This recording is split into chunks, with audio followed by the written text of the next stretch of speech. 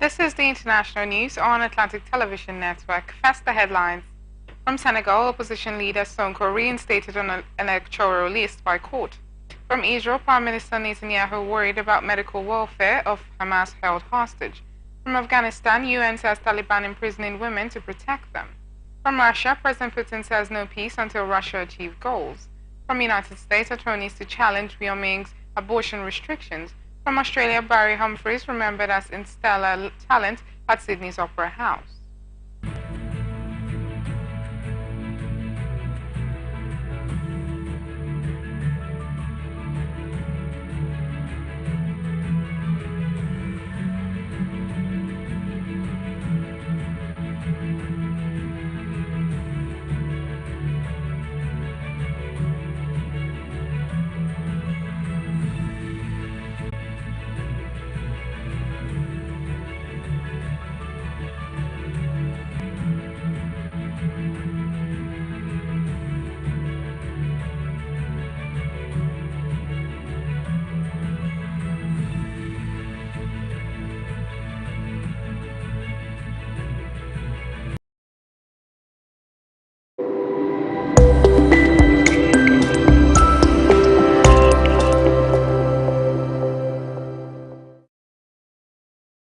We wish you a Merry Christmas. It's Christmas season! Hooray! A time to make merry with loved ones, a time to give thanks, and a time to be a blessing. May your holiday season be filled with joy, laughter, and beautiful moments. From all of us in Morrison Communications Limited, Wish 99.5 FM and Atlantic Television Network, we wish you a Merry Christmas full of amazing experiences. Cheers to a beautiful year end.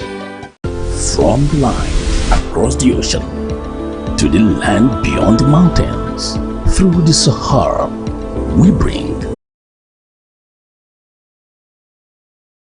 live analysis, expert discussions on trending stories in politics, business, socio-economy, sports, and documentaries. So catch all your bits on the app.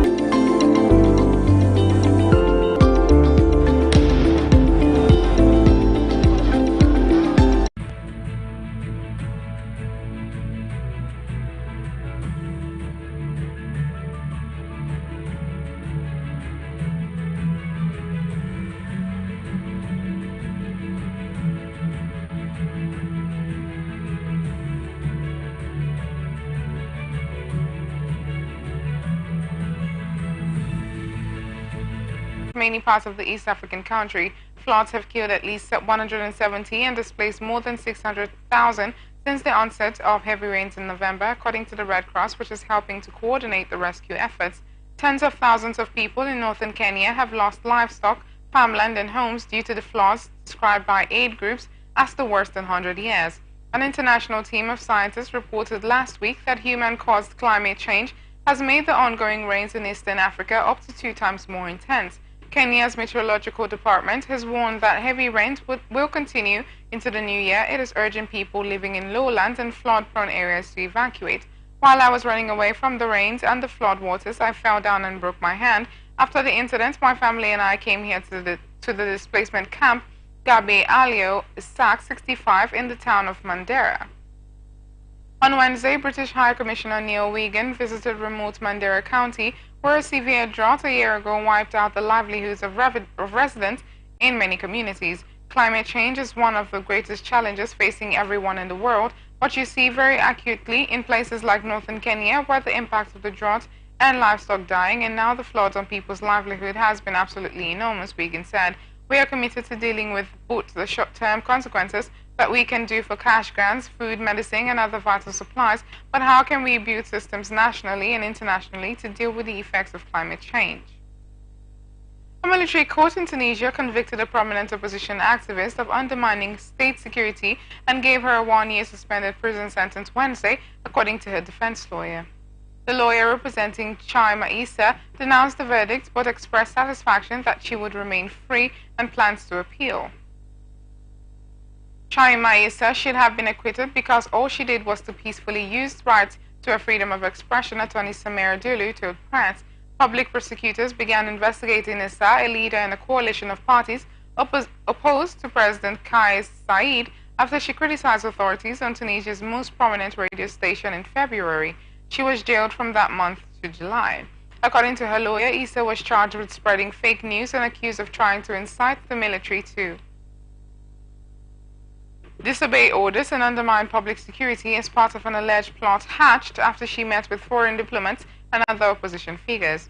She criticized the charges as politically motivated before walking into the military court hearing on Tuesday. After the military court rendered its decision Wednesday, human rights group Amnesty International urged Tunisian authorities to quash this outrageous conviction immediately. Issa, much like dozens of other critics who are being judicially harassed or arbitrarily detained for months, is guilty of nothing more than questioning the decisions made by a government that from the outset has demonstrated an unwillingness to tolerate any form of dissent, the group said in a statement. Critics of the Tunisian president have increasingly faced prosecution and arrest. More than 20 have been charged in military courts with plotting against state security. Tunisians overthrew a repressive regime in 2011 in the first uprising of the region-wide movement that later became known as the Arab Spring. The nation of 12 million people became a success story after it adopted a new constitution and held democratic elections. But since taking office in 2019, Said has sacked prime ministers, suspended the country's parliament, and rewritten the constitution to consolidate his power. A range of activists and political party leaders have been jailed, including Rached Ghannouchi, the leader of the Islamic movement Ennahda. Lebanese militant group military along the tense Lebanon-Israel border on October 8. The clashes have intensified in recent weeks but have remained mostly contained to a handful border towns, forcing thousands of local residents on both sides of the tense divide to flee. The Lebanese government and the United Nations peacekeepers and international governments have scrambled to keep the war in Gaza from spilling over into neighboring Lebanon.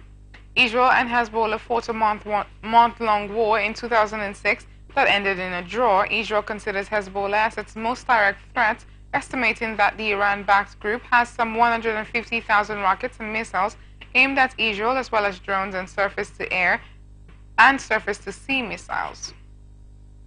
The Palestinian telecoms provider Paltel said Thursday all communication services across Gaza have dropped due to ongoing fighting, cutting the besieged territory off from the outside world.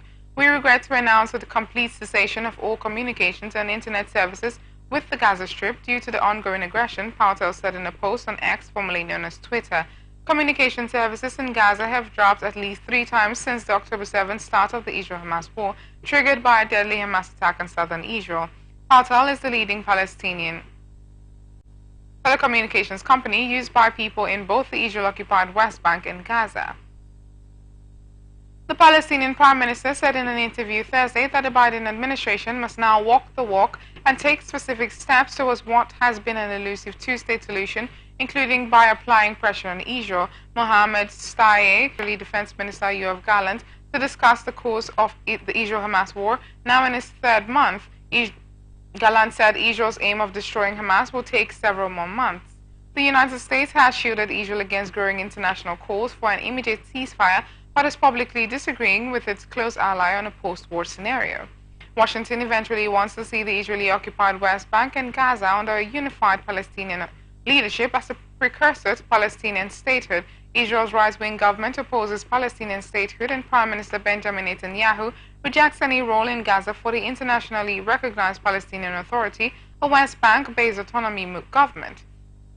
Shtayyeh said Thursday that it is time for the United States to deal more firmly with Israel. Now that the United States has talked the talk, we want Washington to walk the walk, meaning that we need specific measures to implement the two-state solution, not only believe in the two-state solution, he said in an interview. He said it is time for the Biden administration to shift its policy from carrots to Israel to non-carrots. Sullivan is to meet Friday with Palestinian President Mahmoud Abbas in Ramallah. The Israeli military has released footage showing dozens of men with their hands above their heads walking in a straight line out of a damaged building. 4 of the men can be seen carrying assault rifles over their heads and setting them down in the streets, along with what appeared to be several ammunition magazines. The military said Thursday that the men had exited the Kamal Adwan hospital in northern Gaza after troops battled militants in a nearby building. It described all of them as suspected militants without providing evidence and said they were taken for interrogation. The health ministry in Hamas-run Gaza said 70 medical workers and patients were detained when Israeli forces raided the hospital earlier this week, including the hospital director. The United Nations Humanitarian Office said the hospital had 65 patients, including 12 children, in intensive care and 6 newborns in incubators at the time of the raid. It was not immediately clear if the military and the health ministry were describing the same event. Israel accuses Gaza's Hamas rulers of using hospitals and other civilian infrastructure for military purposes. It uncovered what appeared to be a militant tunnel underneath Gaza's largest hospital, Shifa, after raiding that facility last month. Israeli Prime Minister Benjamin Netanyahu argued with the head of the International Committee of the Red Cross during a meeting Thursday to discuss the fate of over 100 Israeli attacked by Hamas. Spoljarik has publicly called on Hamas to allow visits to the hostages and to release them immediately.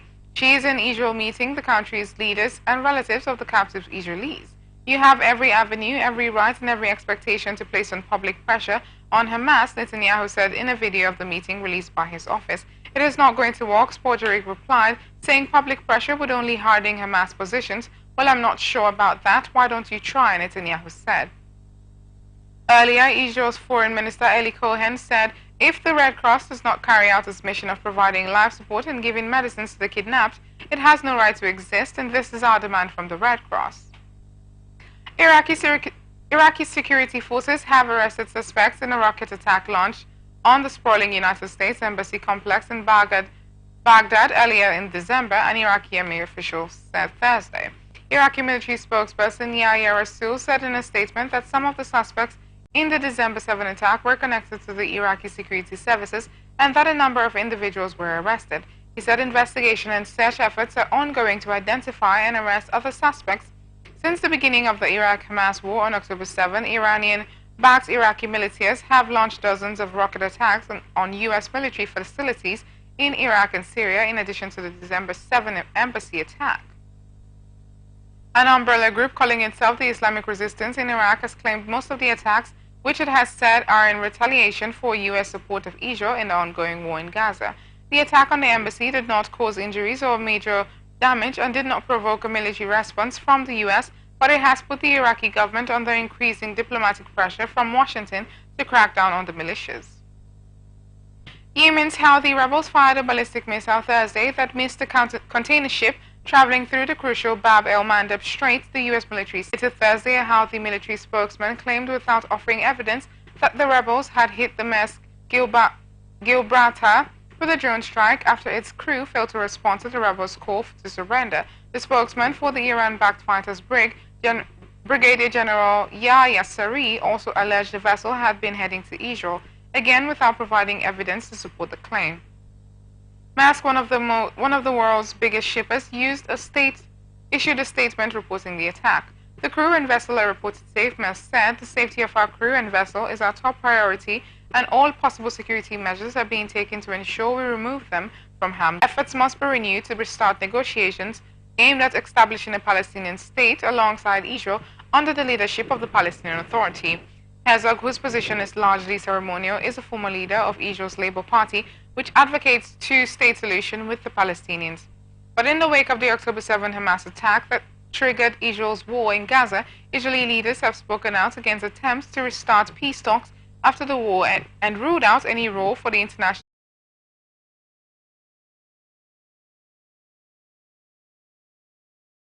Gaza. One can see the horizon, Herzog said. We can see the end of that campaign not far away in the next few weeks. He added that the end of the campaign in the south would only come when Hamas was completely eradicated.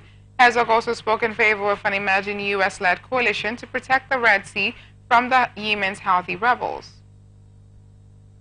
Israel's defense minister said it would take months to destroy Hamas, predicting a drawn-out war, even as his country and its top ally, the United States, facing increasing international isolation, use civilian casualties, and it spent shipments and diplomatic backing. I want them to be focused on how to save civilian lives, Biden said Thursday when asked if he wants Israel to scale down on its operations by the end of the month, not stop going after Hamas, but be more careful. Meanwhile, aside from small adjustments, Israel has changed little in what has been one of the 21st century's most devastating military campaigns with a mounting death toll. The Prime Minister of the Palestinian Authority, Mohammed Shtayyeh, said it is time for the United States to deal more firmly with Israel, particularly on Washington's call for post-war negotiations for a two-state solution to the Israeli-Palestinian conflict. Now that the United States has talked the talk, we want Washington to walk the walk, Shtayyeh said in an interview with the Associated Press the day before Palestinian President Mahmoud Abbas is to meet with Sullivan in Ramallah. The encounter is expected to focus, among other things, on Palestinian security forces and on revitalizing the Abbas-led Palestinian Authority, an autonomous government that administers pockets of the Israeli-occupied West Bank, said a senior Biden administration official who spoke on condition of anonymity on the ground rules set by the White House. The U.S. is exploring having security personnel associated with the Palestinian Authority help restore public safety in Gaza if Israel is successful in removing Hamas from control, the officials said. Sullivan and other officials have discussed the prospects of having people associated with the Palestinian Authority, adding that this was one idea of many being considered. The deadly Hamas ambush on Israeli troops in Gaza City this week showed the group's resilience and called into question whether Israel can defeat it without wiping out the entire territory. The campaign has flattened much of northern Gaza and driven 80% of Gaza's population of 2.3 million from their homes. Displaced people have squeezed into shelters mainly in the south in a spiraling humanitarian crisis. Gallant said Hamas has been building military infrastructure in Gaza for more than a decade, and it is not easy to destroy them. It will require a period of time. It will last more than several months, but we will win and we will destroy them, he said. You are watching the international news on Atlantic Television Network. We will be back after this break.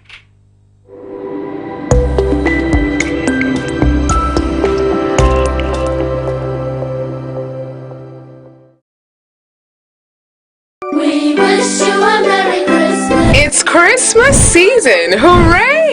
A time to make merry with loved ones, a time to give thanks, and a time to be a blessing.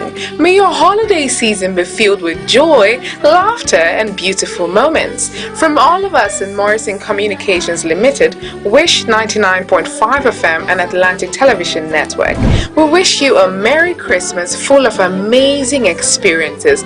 Cheers to a beautiful year end. From the line across the ocean to the land beyond the mountains, through the Sahara, we bring honest pop news, live analysis, expert discussions on trending stories in politics, business, socio-economy, sports, and documentaries. So catch all the updates on the happenings around the globe. Stay focused on the fact today only.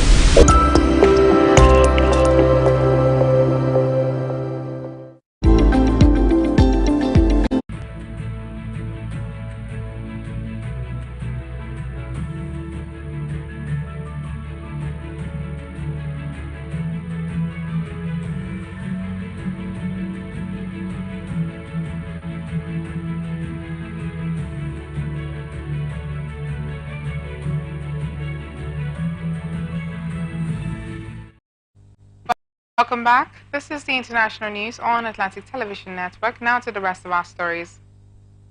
Taliban officials are sending Afghan women to prison to protect them from gender-based violence, according to a UN report published Thursday. Before the Taliban seized power in 2021, there were 23 state-sponsored women protection centers in Afghanistan where survivors of gender-based violence could seek refuge. Now there are none, the UN report said. Officials from the Taliban-led administration told the UN assistance mission in Afghanistan that there was no need for such shelters or that they were a Western concept. The Taliban sends women to prison if they have no male relatives to stay with or if the male relatives are considered unsafe, the report said. The Alconis family, who live in Delaware. By Thursday evening, Alconis was in the custody of the Federal Bureau of Prisons at a federal prison in Los Angeles, according to a spokesman for the agency. The case had generated substantial publicity over the past year and half and had become a periodic point of tension between the two allies. His family and supporters rallied outside the White House to call for his release. Senator Mike Lee Arruta repeatedly urged Japan to transfer Alconis to U.S. custody. Alconis' wife, Brittany, spoke briefly with President Joe Biden after his State of the Union address. Denmark and Germany announced Thursday arrest of several terror suspects, including alleged Hamas members suspected of plotting attacks on Jew and Jewish institutions in Europe over the ongoing Israel-Hamas war. The announcements were issued separately, and it wasn't clear how the arrests were connected and if they were the results of coordinated actions or even possibly one operation spanning the continent. Danish police said 3 people were arrested across Denmark, while a 4th person was detained in the Netherlands on suspicion of plotting to carry out an act of terror.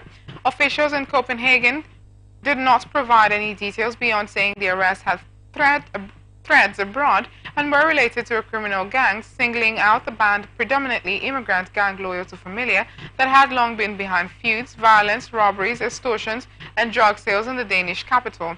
However, Flemming Dredger, the operative head of Denmark's Security and Intelligence Service, cryptically said police had a special focus on Jewish institutions. He said Denmark was not changing its terror threat level, which has been at the second highest level since 2010.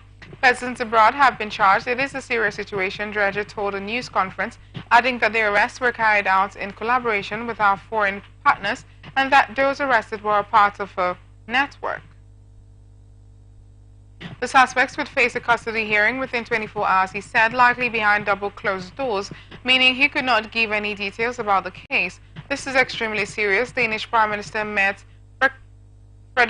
Frederiksen said Thursday from Brussels, where she was attending a European Union summit. Emboldened by battlefield gains and flagging Western support for Ukraine, a relaxed and confident President Vladimir Putin said Thursday there will be no peace until Russia achieves its goals, which he says remain unchanged after nearly 2 years of fighting. It was Putin's first formal news conference that Western media were allowed to attend since the Kremlin sent troops into Ukraine in February 2022, the highly choreographed session, which lasted over 4 hours and included questions from ordinary Russians about things like the price of eggs and leaky gymnasium roofs, was more about spectacle than scrutiny. But he is all but certain to win. Putin also gave a few rare details on what Moscow calls its special military operation in Ukraine. He said that a steady influx of volunteers means there is no need for a second wave of mobilization of reservists to fight in Ukraine, a move that was deeply unpopular.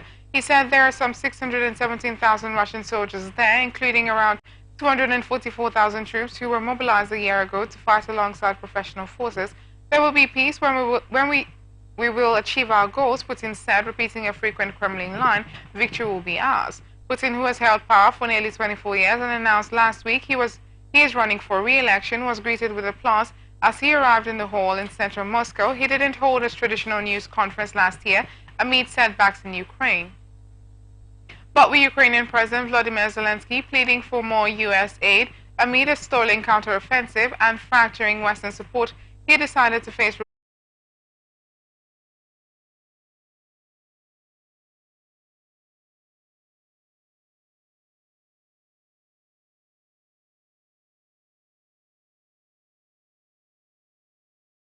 safe and unhindered humanitarian access and aid to reach those in need through all necessary measures, including humanitarian corridors and pauses for humanitarian needs.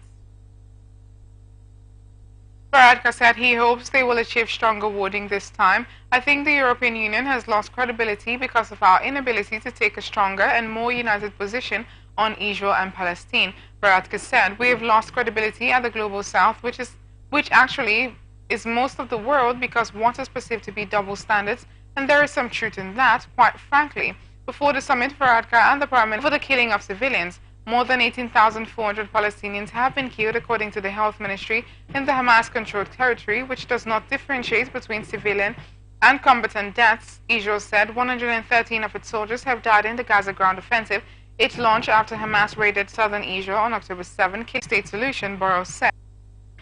The European Union failed to agree on a €50 billion package in financial aid that Ukraine desperately needs to stay afloat, even as the bloc decided Thursday to open accession negotiations with the war-torn country. The aid was vetoed by Hungarian Prime Minister Viktor Orban, delivering another tough blow to Ukrainian President Volodymyr Zelensky after he failed this week to persuade U.S. lawmakers to approve an additional $61 billion for Ukraine, mainly to buy weapons from the U.S. The start of accession talks was a momentous moment and stunning reversal for a country at war that had struggled to find the backing for its membership aspirations and long faced obstinate oppositions from Orban.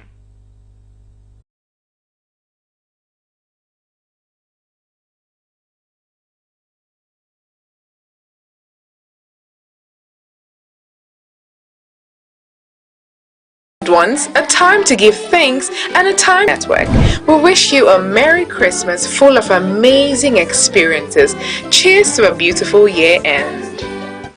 From the line across the ocean to the land beyond the mountains, through the Sahara, we bring honest pop news, live analysis, expert discussions on trending stories in politics, business, socio-economy, sports, and documentaries.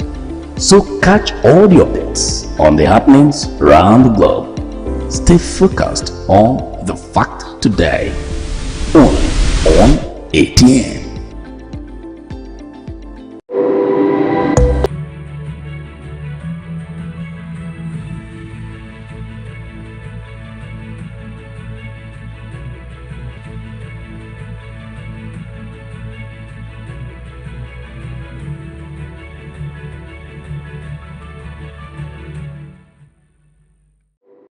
Welcome back. This is the International News on Atlantic Television Network. Now to the rest of our stories.